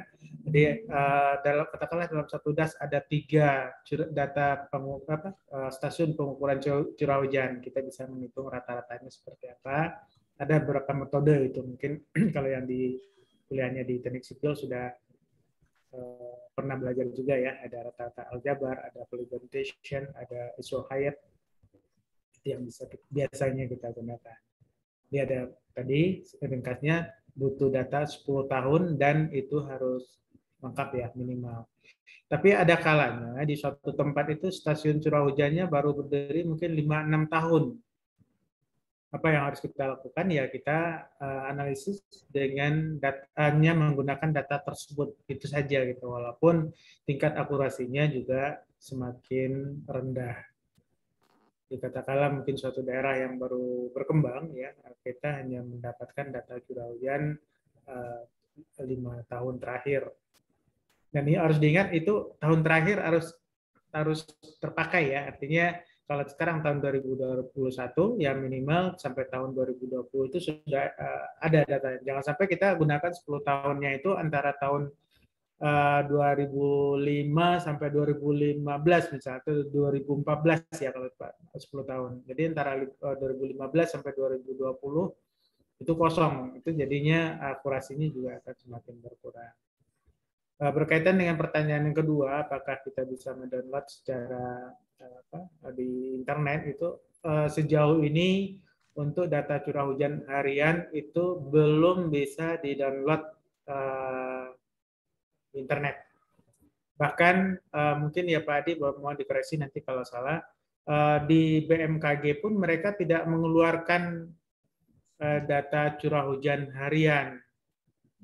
Jadi data curah hujan harian itu kita hanya bisa peroleh di balai wilayah sungai biasanya, karena itu untuk kepentingan perencanaan bangunan-bangunan sipil yang berkaitan dengan sumber daya air.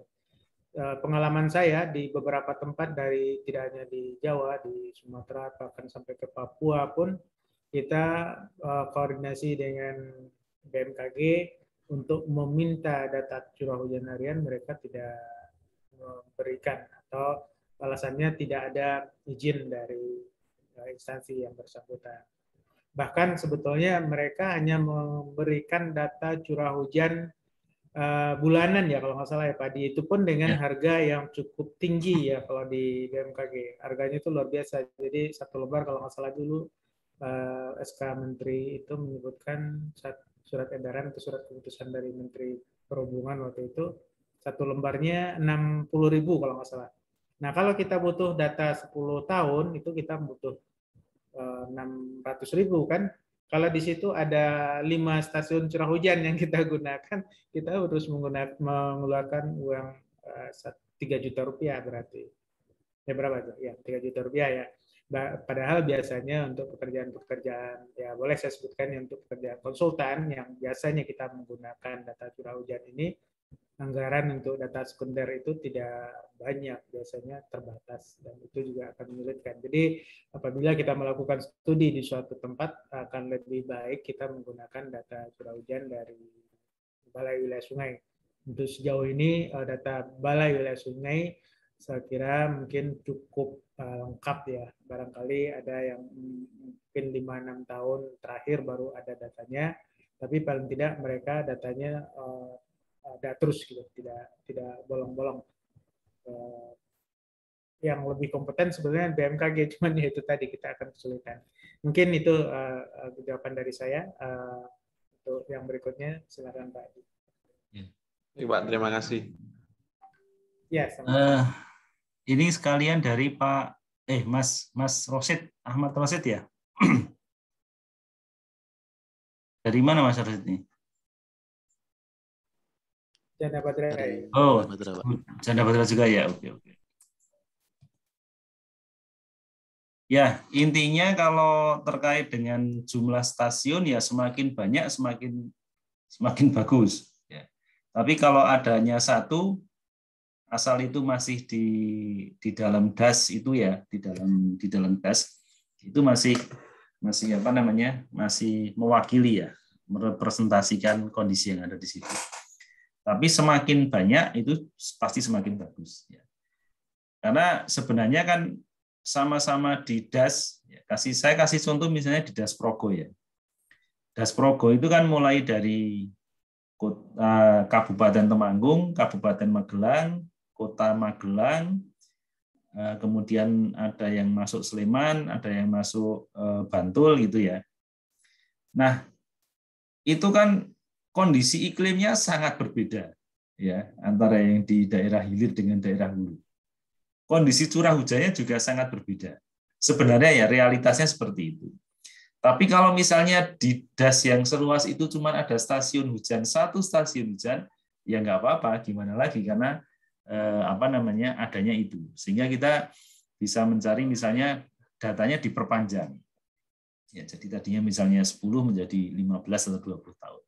Tapi kalau ada lebih dari 3, ya misalnya ada 4, 5 stasiun, itu jauh lebih baik. Karena pasti tempatnya itu pasti ada yang mewakili daerah hulu, ada yang mewakili daerah hilir, ada yang mewakili daerah tengah. Nah, itu sehingga pasti akan terwakili. Yang curah hujannya tinggi akan terwakili, kemudian yang sedang akan terwakili, demikian pula yang rendah. Dan itu nanti kan akan ada rumusnya gitu ya, rumusnya. Saya kira itu Mas penjelasannya. Intinya kalau satu tidak apa-apa, cuman kalau misalnya ada lebih dari satu atau lebih dari 2 itu jauh lebih baik. Kemudian, nah itu sama kan, minimal berapa kan? Ya itu ya sama tadi yang saya sampaikan. Ada satu lagi yang perlu saya sampaikan. Jadi saya ulangi lagi, yang paling akurat itu kalau ada catatan debit, ya, pengukuran di sungai. Kalau tidak ada ya berarti kita gunakan hujan. Atau kalau misalnya di sungai ada tapi sedikit, tidak apa-apa. Tetap kita gunakan hujan, nanti yang sungai kita gunakan untuk memvalidasi, ya, memverifikasi. Selanjutnya, gitu ya Mas Rosid ya, Mas Ahmad Rosid ya. Ya Pak, terima kasih. Kemudian ini Mbak ya, berarti Andiriani ya. Mas, Pak. Oh, Mas juga. Mas Andiriani. Dari mana Mas? Dari channel Batra, Pak. Oke. Pak Matt Rizal mau jawab? Ya Pak Adi. Baik. Pertanyaan dari Mas Andiriani. Dari penjelasan yang disampaikan tadi, diketahui luas daerah aliran sungai, bagaimana cara untuk mengetahui batasan dari daerah aliran sungai tersebut. Terima kasih. Tadi mungkin ini berkaitan dengan yang disampaikan oleh Pak Adi ya. Boleh saya share dari bahan tayang Pak Adi tadi ya, Pak Adi ya? Ya, silakan. Sebentar, saya cari dulu. Atau tak share dari tempat saya.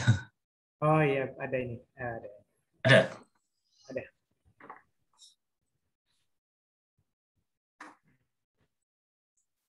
Nah, ini pertanyaannya tadi, bagaimana cara mengetahui batasan dari daerah aliran sungai?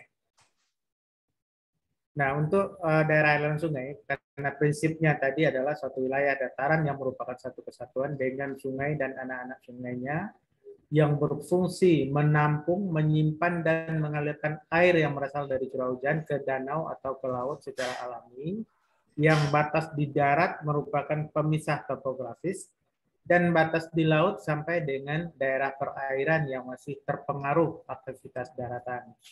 Nah, kalau dari gambar ini akan kelihatan, kalau kita lihat dari atas ya, dari atas, kalau yang sebelah kiri ini alirannya adalah ke sungai yang kita tinjau ini, dasnya. Kemudian yang sebelah kanan, yang panahnya berwarna abu-abu ini ke das sebelah, dia nggak masuk ke sini karena ini merupakan punggung bukit atau punggung gunung atau punggung dari dataran tinggi. Jadi kalau ini punggungnya berarti dia yang kiri mengalir ke das yang kita tinjau ini, yang kanan akan mengalir ke das sebelahnya. Demikian juga yang sisi yang satunya. Ya, ini yang kanan mengalir ke das yang kita tinjau, kemudian yang kiri mengalir ke das sebelahnya. Bagaimana cara menentukannya? Kita bisa lihat di peta topografi. Mungkin Anda adik-adik sudah pernah juga ya melihat dari peta topografi itu akan kelihatan kalau itu dataran, posisinya di dataran tinggi atau dataran rendah, nah, atau posisi puncak bukit atau bukan, itu akan kelihatan. Atau itu alur sungai itu akan kelihatan. Apalagi kalau di peta biasanya kalau alur sungai sudah tergambar ya. Kalau untuk batasnya itu akan kelihatan dari bentuk topografi. Mungkin topografi sendiri adalah garis yang menghubungkan titik-titik dengan ketinggian yang sama. Artinya akan kelihatan di situ biasanya garisnya akan bentuknya cekung seperti ini gitu ya. Cekung seperti ini karena ketinggian daerah sini dengan daerah sini itu sama, dia bentuk cekung. Cekung itu berarti di situ ada puncak bukit atau puncak dari dataran. Kemudian kalau ada yang bentuknya cembung kayak gini, cembung di topografi ya, itu berarti alur atau sungai atau lembah seperti itu. Nah, batasnya akan bisa kita lihat di sini. Nanti Anda akan lebih banyak menerjemahkan peta nanti di GIS, itu akan kelihatan. Ini masuk ke das mana. Kalau di situ ada beberapa das, atau mungkin Anda akan bikin subdas juga akan kelihatan. Misalnya di sini mau bikin subdas lagi. Ini kalau tidak kelihatan peta topografinya biasanya ditarik garis di tengah-tengah aja. Tengah-tengah antara ini berarti yang kiri itu masuk ke sungai di sebelah kiri, yang kanan itu masuk ke sungai yang sebelah kanan. Jadi aliran air yang ada di sini, hujan yang jatuh di lokasi yang saya tunjuk ini masuk ke sungai yang subdas yang kanan. Seperti itu. Saya harapkan bisa dipahami semua ya, bahwa batas das itu kita tentukan dengan kriteria atau definisi yang disebutkan di bahan daya. Terima kasih. Mungkin Pak Adi ada tambahan, Pak? Cukup, Pak Med. Jadi ini ada pertanyaan lagi sebentar.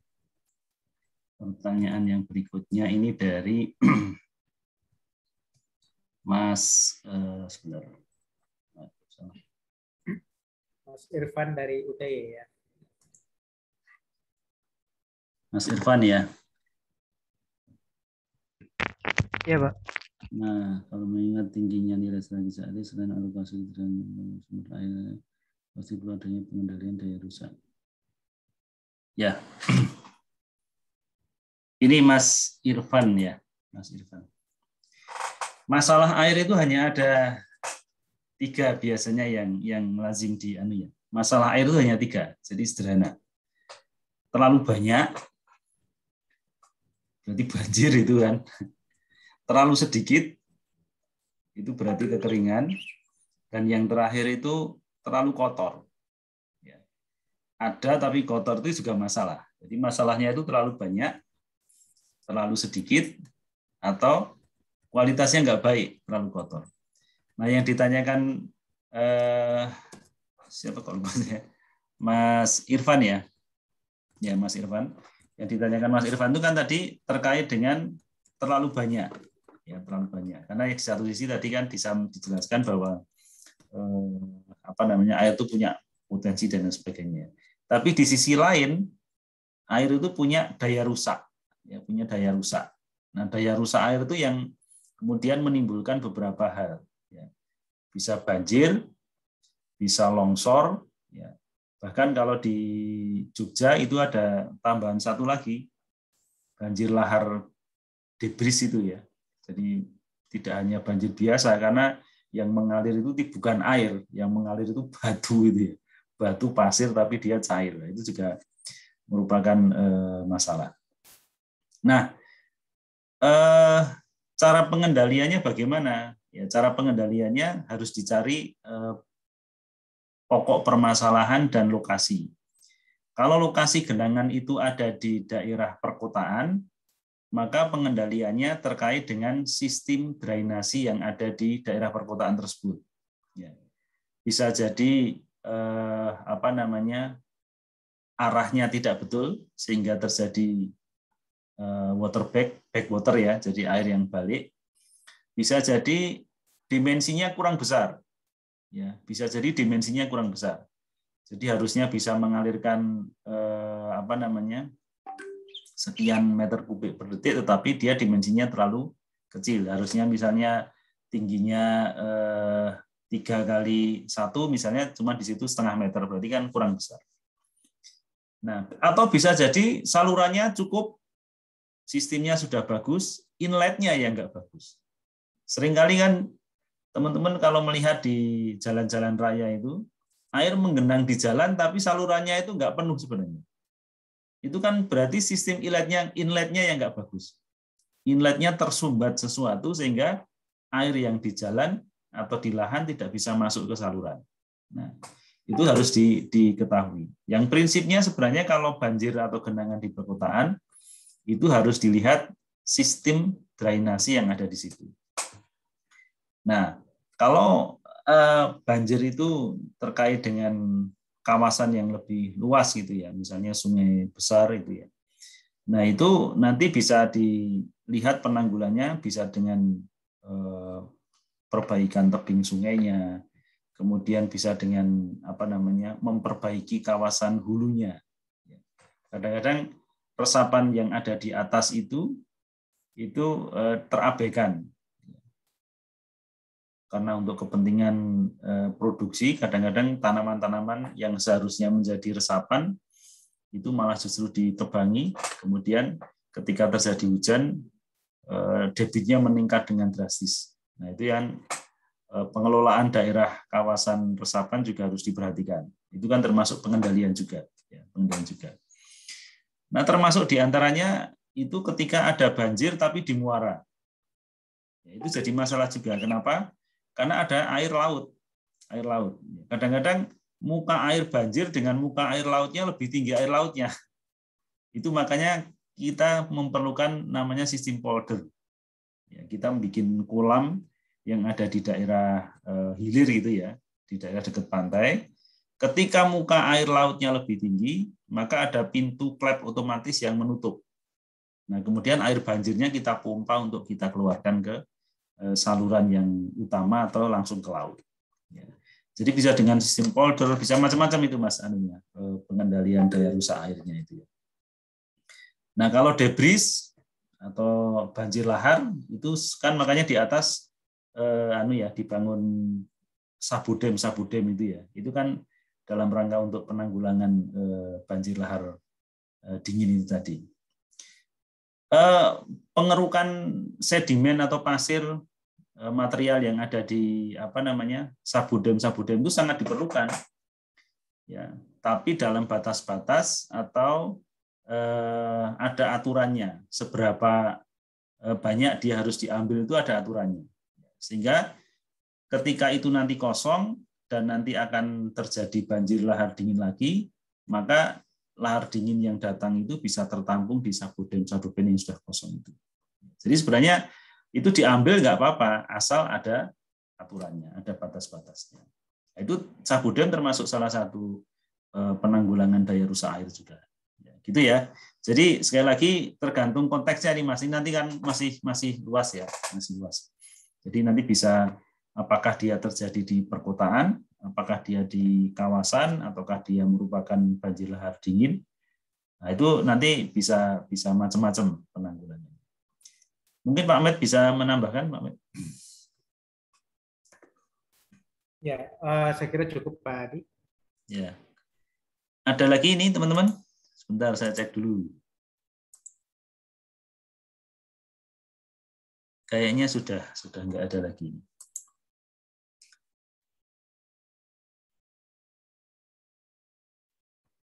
Oke, sambil menunggu barangkali masih ada yang ditanyakan, saya kembali menggarisbawahi rekan-rekan semua. Jadi saya dengan Pak Ahmed Rizal itu lebih menjelaskan mengenai aspek sumber daya airnya.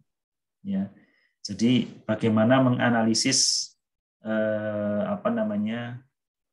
baik ketersediaannya, kebutuhannya, kemudian imbangan airnya, neracanya, kemudian bagaimana memprediksi penyediaan air ke depan. Ya. Kalau saya tanya misalnya sama teman-teman, 5 tahun atau 10 tahun, 15 tahun ke depan Yogyakarta itu butuh air berapa? Terus rencananya mau diambilkan dari mana? Itu kan harus terjawab. Nah, ini nanti di diskusi kita sampai akhir masa pelatihan. Hal-hal semacam itu nanti akan kita sampaikan ke teman-teman sehingga ketika teman-teman punya kasus di suatu daerah, ya, entah itu di daerah asal atau di mana, itu bisa menyelesaikan. Ya. Jadi kondisi sekarang ada suplai berapa, ada kebutuhan berapa, misalnya defisitnya berapa. Kemudian pertanyaannya 20 tahun ke depan itu defisit berapa, kemudian mau diambilkan dari sumber mana. Itu kan yang harus kita perlu jawab. Nah, hal-hal itu yang nanti akan kita analisis dengan bantuan GIS. Karena dengan bantuan GIS itu nanti akan lebih mudah, akan lebih cepat. Akan lebih cepat.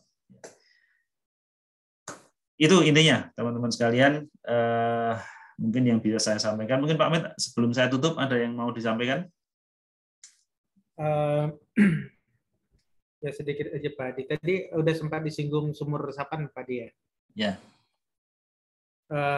Ya, sumur resapan itu saya juga sempat cerita sedikit tadi ya. Sumur resapan biasanya kita rekomendasikan untuk daerah-daerah yang potensi air itu meresap ke dalam tanahnya itu sedikit. Artinya di situ mungkin pemukiman padat, kemudian juga tidak teratur barangkali ya. Jadi kita rekomendasikan atau kita sarankan kepada masyarakat untuk meresapkan air hujan yang jatuh di wilayah mereka. Kalau yang selama ini atau mungkin ya yang sering kita dengar sumur resapan itu adalah sumur resapan dari air limbah, walaupun sebenarnya dari segi lingkungan itu tidak diizinkan ya, apalagi untuk permukiman padat. Dengan adanya resapan air hujan ini akan mengencarkan konsentrasi limbah tadi. Jadi mungkin dari sumur resapan WC misalnya setelah dari septic tank, prosesnya kan di septic tank, kemudian setelah 3 hari atau 72 jam boleh dialirkan ke sumur resapan atau diresapkan ke dalam tanah atau dibuang ke badan air umum seperti itu. Namun dengan adanya resapan air dari air hujan tadi itu juga akan sangat membantu untuk konservasi air tanah dan juga untuk mengurangi daya rusak seperti yang sempat ditanyakan oleh Mas Irfan tadi.